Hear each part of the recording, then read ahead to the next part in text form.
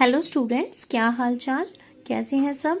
I hope you like my last video. अगर आपने वो देखी है तो डेफिनेटली आपको अच्छी लगी होगी। If you have any queries then you can text me in the comment section. आज हम पढ़ेंगे हमारा next topic, that is force के टाइप्स। ठीक है, तो वो कौन कौन से हैं, balanced forces and unbalanced forces. ठीक है, तो उसको जानने से पहले आज हम क्या पढ़ेंगे, उससे पहले मैंने आपसे एक क्वेश्चन पुट किया था। ठीक है, तो मैंने आपसे एक क्वेश्चन पुट किया था कि is there any forces acting on the stationary ball. तो क्या किसी भी स्टेशनरी बॉल के ऊपर कोई भी फोर्स जो है वो एक्ट कर रही है या नहीं कर रही है। ठीक है, तो इसका आंसर जो है वो क्या है, यस। अगर कोई भी बॉल है वो स्टेशनरी है, ठीक है, अगर कोई बॉल स्टेशनरी है and that is laying on the ground, तो उसके ऊपर क्या करती है, फोर्स जो है वो एक्ट करती है। किस तरह से एक्ट करती है, जैसे सपोज करो this is a ball and this is lying on a ground. जो बॉल है उसके ऊपर कौन सी फोर्स लग रही है, in the downward direction force of gravity लग रही है। ठीक है, that is provided by the earth in the downward direction, it is a natural force. ठीक है, और जो अर्थ है वो हर बॉडी को अपने सेंटर की तरफ खींचने की कोशिश करती है। तो ठीक है, ये हमेशा किधर लगती है, डाउनवर्ड डायरेक्शन में लगती है। लेकिन इसके अपोजिट डायरेक्शन में भी एक फोर्स लग रही है, that is force of reaction, force of reaction. ठीक है, तो इसको हम क्या बोलते हैं, नॉर्मल फोर्स भी बोलते हैं, नॉर्मल फोर्स। नॉर्मल फोर्स क्या होती है बच्चों, नॉर्मल फोर्स जो है वो क्या होती है, एक तरह से किसने प्रोवाइड की है, ये this is the opposing force. ठीक है, किसने प्रोवाइड किया, it is provided by the ground.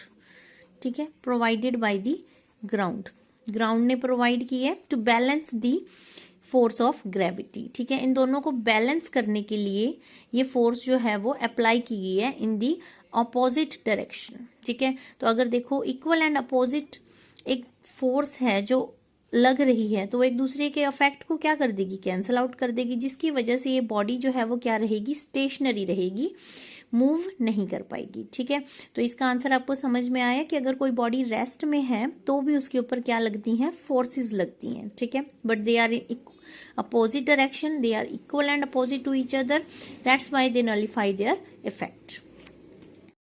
तो बच्चों अब हम चलते हैं टाइप्स ऑफ फोर्सेस के ऊपर। अब हम किस पे चलेंगे, types of forces. Types of forces दो तरह की होती हैं फोर्सेस, कौन कौन सी, एक होती है balanced force and other one is the unbalanced force.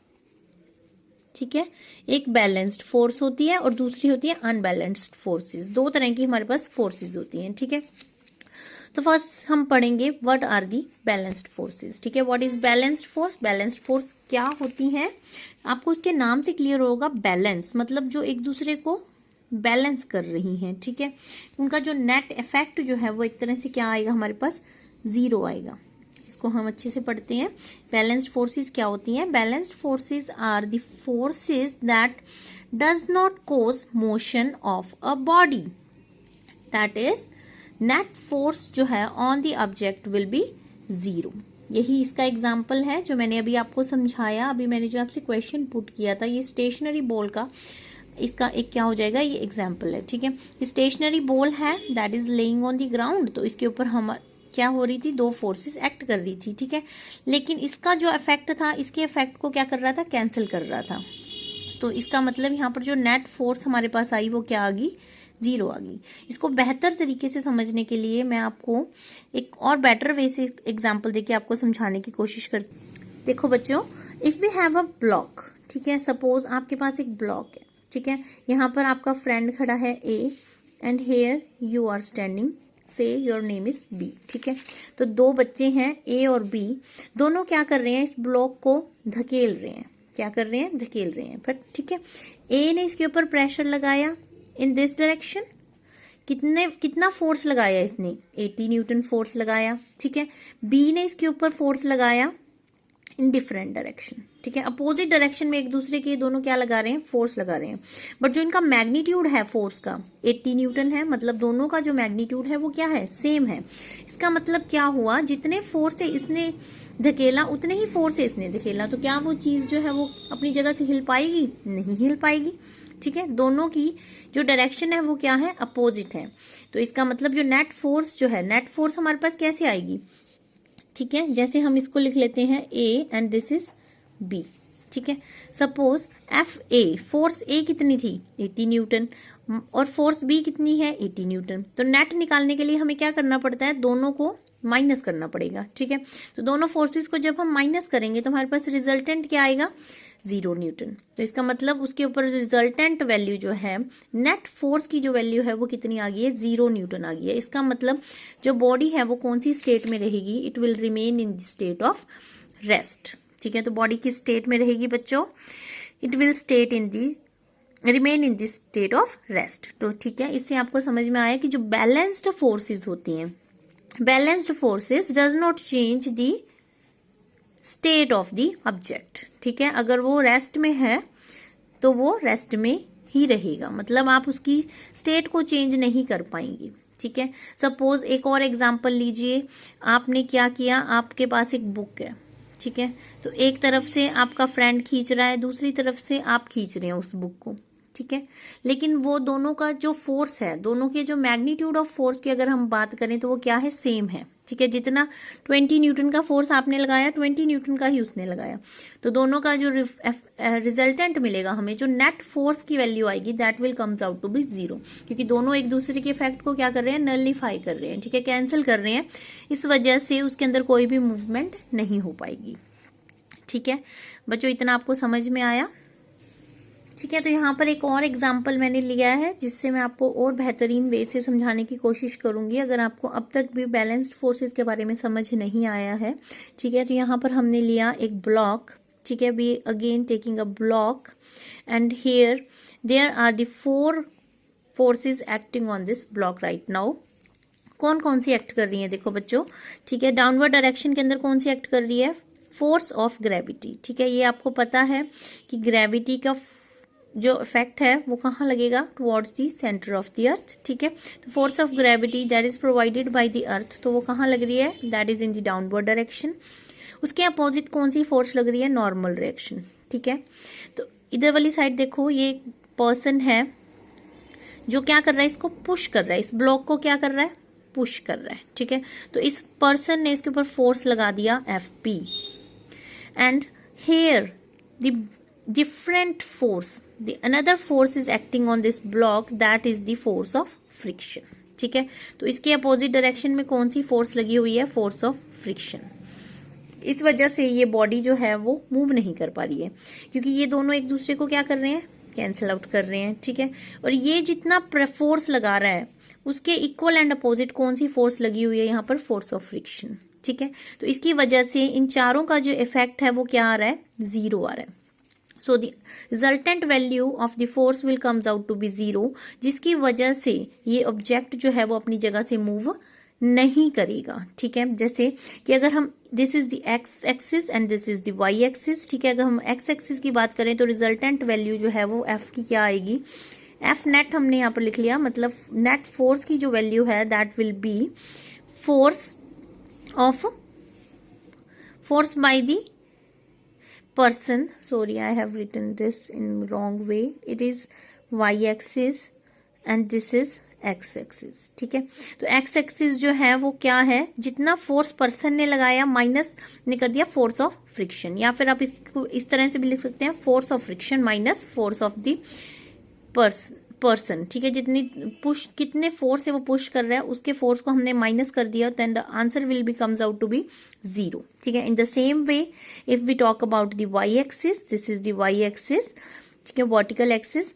तो इसकी जो वैल्यू है वो क्या आएगी, F G minus normal reaction का जो फोर्स है उसको हम माइनस करेंगे तो it will comes out to be 0। So this is the example of the balanced force, ठीक है। मतलब कि ये सारी फोर्सेस एक दूसरे को क्या कर रही हैं, बैलेंस कर रही हैं, इक्वल एंड अपोजिट मैग्नीट्यूड की हैं, इक्वल हैं, इसी वजह से एक दूसरे के इफेक्ट को क्या कर रही हैं, कैंसिल कर रही हैं, और हमारे को जो रिजल्टेंट वैल्यू मिल रही है फोर्स की वो 0 मिल रही है। इसका मतलब ये है कि अगर बैलेंस्ड फोर्सेस अप्लाई करते हैं तो there will be no motion, ठीक है, there will be no motion of the body, it does not cause the motion of the body. अब यहाँ पर एक नई चीज आपको देखने को मिली, that is the force of friction. अगर आप वो नहीं पता है फोर्स ऑफ फ्रिक्शन क्या होता है बच्चों, तो मैं आपको समझाती हूँ। फोर्स ऑफ फ्रिक्शन क्या होता है? फोर्स ऑफ फ्रिक्शन कब आता है? देखो, when the two bodies are in contact with each other with the two surfaces, ठीक है, दो सरफेसेस के बीच में जब कांटेक्ट होता है, then there comes out to be the force of friction. वहां पर फोर्स ऑफ फ्रिक्शन जो है वो सामने आती है, फोर्स, ठीक है। तो देखो, फ्रिक्शन क्या होता है? Friction is the force arises between the to surfaces in contact. जब दो सरफेसेस एक दूसरे के कांटेक्ट में आएंगे तो कौन सी फोर्स क्रिएट हो जाएगी? फोर्स ऑफ फ्रिक्शन, ठीक है। तो जिस तरह से यहाँ पर एक ऑब्जेक्ट पड़ा हुआ है, ठीक है, तो यहाँ पर क्या है, एक तो ये ऑब्जेक्ट हमने किस पे रखा हुआ है? एक रफ सरफेस पे रखा हुआ है, ठीक है। तो यहाँ पर फोर्स जो है वो किस किस के बीच में लग रही है? In the bottom of the box and the floors rough surface, ठीक है। तो यहाँ पर कौन सी फोर्स क्रिएट हो जाएगी? फोर्स ऑफ फ्रिक्शन क्रिएट हो जाएगी, जो कि एक अपोजिंग फोर्स है, जो हर चीज के मोशन को रोकने की क्या करती है? कोशिश करती है। बच्चों, फोर्स ऑफ फ्रिक्शन नहीं होगा तो हमारा जो नेचुरल मूवमेंट है, ठीक है, जिस तरह से हम वॉक करते हैं, ये सब चीजें जो है वो इफेक्ट होंगी, ठीक है। तो ये रेजिस्टेंस की वजह से ही होता है कि हम रुक पाते हैं, ठीक है। जैसे कि आपने कभी देखा होगा, if you are riding a bicycle, ठीक है, अगर आप बाईसाइकिल चला रहे हैं, आप पैडल करते करते कई बार मस्ती में चलते जा रहे हैं और फिर आप सोचते हैं चलो पैडलिंग रोकते हैं, ठीक है। जैसे जैसे आप पैडलिंग करना बंद करते हैं साइकिल की, तो आपकी जो साइकिल है वो धीरे धीरे स्लो मोशन में आकर क्या करती है? रुक जाती है और you are fell off the bicycle, ठीक है। तो आप वहां से गिर जाते हो। तो ऐसा क्यों होता है? देखो, आपने जैसे ही पैडलिंग मारना बंद किया, पैडल करना बंद किया साइकिल को, तो वहां पर जो सरफेस था और जो टायर है साइकिल का, उसके बीच में कौन सी फोर्स ऑलरेडी क्रिएट हो चुकी है? फोर्स ऑफ फ्रिक्शन क्रिएट हो चुकी है। और फोर्स ऑफ फ्रिक्शन बच्चों क्या करती है? अपोज करती है मोशन को। तो जैसे ही आपने उसके ऊपर कुछ भी फोर्स नहीं लगाया तो वो फोर्स जो है वो ज्यादा होगी, फोर्स ऑफ फ्रिक्शन उससे, तो उसकी वजह से उसने उस मोशन को क्या कर दिया? स्टॉप कर दिया, ठीक है। तो ये मैंने आपको एग्जाम्पल एक तरह से बता दिया अनबैलेंस्ड फोर्स का, ठीक है। तो अनबैलेंस्ड फोर्स अब हम जो पढ़ेंगे उसमें यही आने वाला है, ठीक है। फॉर योर नॉलेज मैंने आपको बताया कि फ्रिक्शनल फोर्सेस क्या होती हैं, फ्रिक्शनल फोर्सेस कब क्रिएट की जाती हैं, कब आती हैं वो एग्जिस्टेंस में, जब दो सरफेस जो हैं वो एक दूसरे से क्या करते हैं? टच करते हैं। It's arises between the two surfaces when they come in contact with each other. तो बच्चों, मेरे ख्याल से आपको बैलेंस्ड फोर्सेस समझ में आ गया होगा। सो फिर भी हम एक बार इसको समराइज करते हैं। So we will summarize this balanced forces again, कि हमने कौन कौन से पॉइंट्स जो हैं वो बैलेंस्ड फोर्सेस के बारे में पढ़े हैं, ठीक है। तो इसमें क्या है समरी में? At rest also there are some forces acting on the body. सबसे पहला पॉइंट हमने यही पढ़ा कि ठीक है, जब कोई भी बॉडी रेस्ट पे होगी तो तब भी उसके ऊपर कुछ ना कुछ फोर्सेस जो हैं हमेशा क्या कर रही होंगी? एक्ट कर रही होंगी, ठीक है। जो हमने फर्स्ट एग्जांपल लिया था, जो मैंने आपसे क्वेश्चन पुट किया था बॉल के बारे में, जिसके ऊपर की दो फोर्सेस लग रही थी, ठीक है। तो ये उसी की बात हो रही है। तो ये कह रहा है कि अगर कोई बॉडी रेस्ट में है तब भी उसके ऊपर कुछ ना कुछ फोर्सेस जो हैं वो हमेशा क्या करेंगी? एक्ट करेंगी। सेकेंड पॉइंट क्या कहता है बच्चों?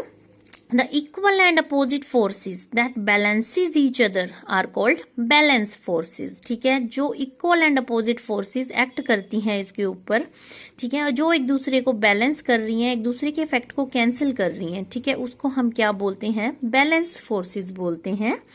और थर्ड पॉइंट जो हमने पढ़ा वो क्या पढ़ा कि if net force is zero, ठीक है, अगर नेट फोर्स बॉडी पे जीरो है, then no movement occurs in the body.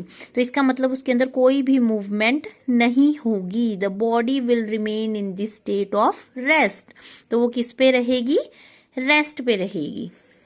तो बच्चों, अब हम पढ़ेंगे अनबैलेंस्ड फोर्सेस के बारे में, ठीक है। आई होप आपको बैलेंस्ड फोर्सेस अच्छे से समझ में आ गया होगा, ठीक है। तो अब हम पढ़ेंगे अनबैलेंस्ड फोर्सेस। इसके नाम से हमें क्लियर हो रहा है अनबैलेंस्ड, जो चीज़ बैलेंस नहीं है, जो कैंसिल आउट नहीं हो रही है, जिसका इफेक्ट जो है वो कैंसिल आउट नहीं हो रहा है, उसको हम अनबैलेंस बोलते हैं, ठीक है। सपोज करो कि आपके पास एक ब्लॉक है, ठीक है, तो इस तरफ से from the left hand side यहाँ पर कितना फोर्स अप्लाई हो रहा है? 20 न्यूटन फोर्स अप्लाई हो रहा है। And from the right hand side यहाँ पर कितना फोर्स अप्लाई हो रहा है? 40 न्यूटन अप्लाई हो रहा है, ठीक है। तो देखो यहाँ पर सबसे पहले तो मैग्नीट्यूड जो है वो दोनों का क्या है? डिफरेंट मैग्नीट्यूड है। एक 20 है, दूसरा 40 है। And they are applying in the opposite direction, ठीक है, एक दूसरे की अपोजिट डायरेक्शन में अप्लाई हो रही हैं। तो एफ नेट जब हमें रिजल्टेंट वैल्यू फाइंड आउट करनी होगी तो वो किस तरह से निकलेगी, देखो 40 न्यूटन जो बड़ा होता है हमेशा उसको लिखना है पहले, 40 newton minus 20 newton equals to 20 newton. So the force, resultant force will come out to be in 20 Newton. But what about the direction? In which direction? तो अगर हम लिखेंगे तो ये किधर आ जाएगा, towards right. बिकॉज बच्चों आपको पता है फोर्स जो है वो एक वेक्टर क्वांटिटी है, तो हमें मैग्नीट्यूड के साथ उसकी डायरेक्शन को भी यहाँ पर बताना है, ठीक है। तो देखो नेट फोर्स जो है वो किस डायरेक्शन में लगेगा, इस डायरेक्शन में लगेगा 20 न्यूटन, ठीक है। 20 न्यूटन एक बंदे ने फोर्स लगाया, दूसरे बंदे ने 40 न्यूटन का फोर्स लगाया। तो जो ज़्यादा फोर्स अप्लाई करेगा ये बॉडी जो है वो उसी तरफ तो मोशन करेगी, ठीक है। तो इसलिए ये किस तरफ मोशन करेगी, 20 न्यूटन फोर्स के साथ इन टुवर्ड्स दी राइट, ठीक है। टुवर्ड्स राइट ये क्या करेगी, सॉरी टुवर्ड्स लेफ्ट जो है वो ये क्या करेगी, इस साइड में जो है वो क्या करेगी, मोशन करेगी बॉडी, ठीक है।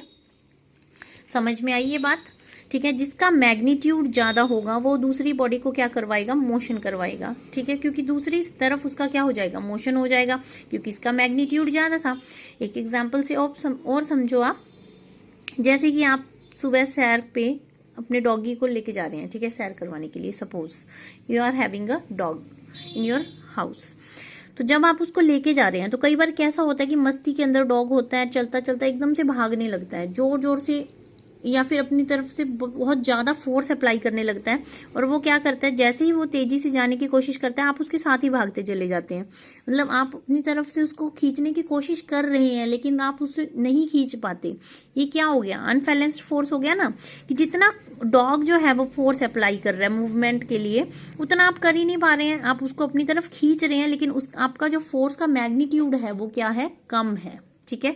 इस वजह से वो डॉग जो है आपको अपने साथ ही क्या करवा रहा है, मूव करवा रहा है। समझ में आई बात, ये होती है अनबैलेंस्ड फोर्स, ठीक है। तो इसके अंदर जो फोर्सेस हैं वो सेम डायरेक्शन में भी लगाई जा सकती हैं और अपोजिट डायरेक्शन में भी लगाई जा सकती हैं, ठीक है। इसमें दोनों चीजें जो हैं वो पॉसिबल होती हैं, ठीक है। और इससे आपको समझ में आएगा कि इट ब्रिंग्स एक्सेलरेटेड मोशन, ठीक है। तो इसके अंदर जो मोशन है वो एक्सेलरेटेड होता है, it will accelerate the body, ठीक है। तो ये इससे क्या होती है, वेलोसिटी प्रोड्यूस होती है and it will start moving, the body will start moving, ठीक है। तो ये होती है अनबैलेंस्ड फोर्स। तो अनबैलेंस्ड फोर्स के बारे में मेरे ख्याल से आपको समझ में आया होगा कि मेन इसके अंदर जो मेन इंपॉर्टेंट पॉइंट है वो क्या है कि जो नेट फोर्स आएगी इसके अंदर, एफ नेट की जो वैल्यू आएगी बेटा वो 0 नहीं होगी, it will be greater than 0। क्या होगी, ग्रेटर देन 0। इसके अंदर इसकी वैल्यू जो है वो ग्रेटर देन 0 होगी, ठीक है। और इसको हम सेम डायरेक्शन में भी अप्लाई कर सकते हैं और डिफरेंट डायरेक्शन में भी अप्लाई कर सकते हैं। डिफरेंट डायरेक्शन का मैंने आपको एग्जांपल दे दिया, ठीक है। अगर हम बात करें सेम की, सपोज यहाँ पर एक ब्लॉक है, सपोज आपके घर में शिफ्टिंग हो रही है, ठीक है, और आपको मूव करना है किसी दूसरी जगह पे, और एक बहुत भारी ब्लॉक है जो आपके बॉक्स है, ठीक है, जो फ्लोर पे पड़ा हुआ है। आपने क्या किया, उसको धकेलने की कोशिश की, आपने उसके ऊपर फोर्स लगाया, ठीक है, आपने उसके ऊपर कुछ फोर्स अप्लाई किया लेकिन वो बॉडी अपनी जगह से हिली नहीं, बिल्कुल भी हिली नहीं। तो फिर आपने क्या कहा, अपने ब्रदर को बोला कि आप मेरे साथ फिर से इसको पुश करें ताकि हम इसको मूव करवा पाएं। एक की बजाय दोनों जनों ने एक ही डायरेक्शन के अंदर जब फोर्स अप्लाई किया तो the body will start moving, there will be motion in the body. अब ये कैसे हुआ, जब एक जने ने प्रेशर फोर्स अप्लाई किया उस डायरेक्शन के अंदर तो नहीं हुआ, लेकिन जब दो जनों ने किया तो बॉडी जो है वो मूव करने लगी। ऐसा क्यों हो गया, देखो, क्योंकि इधर वाली साइड में in the opposite direction which force is acting on this body, there is a frictional force. Which force is acting on this body, frictional force, ठीक है। तो फ्रिक्शनल फोर्स जो है वो इस डायरेक्शन के अंदर क्या कर रही है, एक्ट कर रही है बच्चों। तो जब एक पर्सन इसके ऊपर प्रेशर फोर्स अप्लाई कर रहा था तो ये फ्रिक्शनल फोर्स उसको क्या कर रही थी, नलिफाई कर रही थी, कैंसिल कर रही थी, ठीक है। लेकिन जैसे ही दो जनों ने इसके ऊपर फोर्स अप्लाई किया तो उसकी जो फोर्स का मैग्नीट्यूड है वो बढ़ गया। ये किससे बढ़ गया, इस फ्रिक्शनल फोर्स से। उसकी वैल्यू जो है वो इंक्रीज हो गई। जैसे इससे इंक्रीज हुई the body will start moving, ठीक है। यही बात हुई यहाँ पर, देखो एक तरफ से 20 न्यूटन था, दूसरी तरफ से 40 न्यूटन, मतलब 20 न्यूटन के दो फोर्सेस सपोज करो यहाँ पर लगने लगी, जिसकी वजह से जो रिजल्टेंट मैग्नीट्यूड था वो हमें दूसरी डायरेक्शन में मिला 20 न्यूटन, और बॉडी विल स्टार्ट मूविंग। ठीक है, तो बच्चों अनबैलेंस्ड फोर्सेस कौन सी फोर्सेस होती हैं? Unbalanced force is one in which the net force is not equals to 0 और इट इज ग्रेटर देन 0। ठीक है, तो एग्जाम्पल मैंने आपको डॉग वाला तो समझा दिया, या फिर आपने कभी देखा होगा टग ऑफ वॉर। ठीक है, आपने कभी गेम खेली होगी स्कूल के अंदर। ठीक है, एक रस्सी है और यहाँ पर बहुत सारी दो टीम्स बना दी जाती हैं, जिसके अंदर बच्चे होंगे डिफरेंट टीम्स में, ए टीम एंड बी टीम। ठीक है, तो ये कुछ फोर्स से इसको अपनी तरफ खींचेंगे, ये कुछ फोर्स से अपनी तरफ इसको खींचेंगे, लेकिन जिसका मैग्नीट्यूड ज़्यादा होगा उस डायरेक्शन के अंदर जो रस्सी है वो खींच जाएगी। ठीक है, पुल हो जाएगी। तो ये भी किसका एग्जाम्पल है? अनबैलेंस्ड फोर्स का एग्जाम्पल है। ठीक है, तो अनबैलेंस्ड फोर्सेस क्या करती हैं? Tend to change the state of the motion of the body they are acting upon. तो इससे आपको बहुत इंपॉर्टेंट पॉइंट समझ में आया बच्चों। ये क्या है? ये जब भी हमें किसी भी बॉडी की स्टेट चेंज करनी है, उसको मोशन में लाना है, तो हमेशा कौन सी फोर्सेस एक्ट करेंगी? Unbalanced forces. कौन सी फोर्सेस एक्ट करेंगी? Unbalanced forces. ठीक है, तो अब आपको समझ में आया एक्चुअल में जो फोर्स हमने स्टार्टिंग में पढ़ा था। तो फोर्स की अगर हम एग्जैक्ट डेफिनेशन की बात करें तो वो क्या होगा? फोर्स जो है वो क्या करता है? पुल करता है और पुश करता है किसी भी बॉडी को जब हम अप्लाई करते हैं। ठीक है, तो यही डेफिनेशन पढ़ी थी। दिस इज द पुल और पुश ऑन द बॉडी। ठीक है, ऑन ऑब्जेक्ट। लेकिन यहाँ पर कौन सी फोर्स अप्लाई करने पर ऐसा होता है? कौन सी फोर्स जो है वो क्या करती है? क्रिएट करती है मोशन। हमने पढ़ा था force creates motion of the body, but which force creates motion? Here we know unbalanced force. Unbalanced force apply करेंगे तभी बॉडी का मोशन जो है वो क्रिएट हो पाएगा। ठीक है, ये बहुत इंपॉर्टेंट पॉइंट है बच्चों कि बैलेंस्ड फोर्सेस क्रिएट करती हैं मोशन को या अनबैलेंस्ड, हमें पता होना चाहिए अनबैलेंस्ड फोर्सेस क्रिएट करती हैं मोशन को। ठीक है, तो अगर हम इसको समराइज करें, समराइज करने की कोशिश करती हूँ मैं आपके लिए इसको, तो हम फिर से इसको एक बार देख लेते हैं। तो इन समरी हम पढ़ेंगे। फर्स्ट पॉइंट हमने क्या समझा? Forces that causes a change in the motion of an object is called unbalanced force. जो मोशन को क्रिएट करती हैं वही कौन सी फोर्सेस होती हैं? अनबैलेंस्ड फोर्सेस होती हैं। ठीक है, और दूसरी फोर्सेस हमने पढ़ा, in case of unbalanced forces the net value या नेट फोर्स जो है, resultant force on the body is not equals to 0 के इक्वल नहीं होती है। और थर्ड हमने पढ़ा, unbalanced forces are the actual forces that creates motion. जो क्या क्रिएट करती हैं? मोशन क्रिएट करती हैं। ठीक है बच्चों, तो I hope you will understand it in better way अगर आप इसको ध्यान से पढ़ेंगे। बच्चों stay tuned and share and subscribe my channel for more videos. I hope you like my video. तो अगली वीडियो में हम इनर्शिया एंड मास के बारे में पढ़ेंगे। तो थैंक यू।